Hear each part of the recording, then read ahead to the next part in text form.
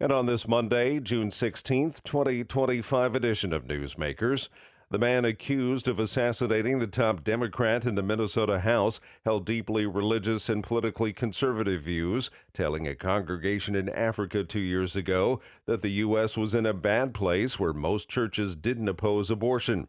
Vance Luther Bolter was captured yesterday following a massive multi-state manhunt after authorities say he impersonated a police officer and gunned down two legislators and their spouses. Friends and former colleagues interviewed by the Associated Press describe Bolter as a kind man of Christian faith who went to Trump campaign rallies and attended an evangelical church.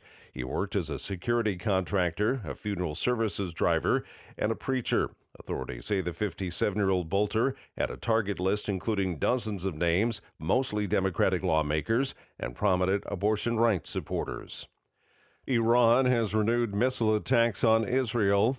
Charles de Ledesma reports. Iran has launched a new wave of missile attacks on Israel, triggering air raid sirens across the country as emergency services report at least 5 people have been killed and dozens more wounded in the 4th day of open warfare between the regional foes. Tehran had announced it had launched some 100 missiles and vowed further retaliation for Israel's surprise attack on its nuclear program and military leadership, which has killed at least 220 people in the country since it began on Friday. The nation announced the latest salvo after a weekend of escalating tit-for-tat attacks.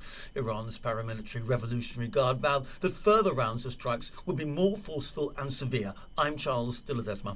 Televangelist Jimmy Swaggart is reportedly in intensive care after suffering a heart attack at his home over the weekend. His son Donnie says the world-famous 90-year-old preacher went into cardiac arrest around 8 o'clock yesterday morning.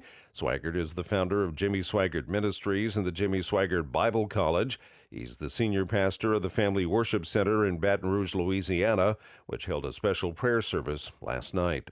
A new AP NORC poll finds that just over a month after Pope Leo XIV became the first U.S.-born pontiff, American Catholics are feeling excited about their new religious leader. About 2/3 of American Catholics have a very or somewhat favorable view of Pope Leo, according to the new survey, while about 3 in 10 don't have enough to have an opinion. Very few Catholics, less than 1 in 10, view him unfavorably. Among Americans overall, plenty of people are still making up their minds about Pope Leo, but among those who do have an opinion, feelings about the Pope are overwhelmingly positive.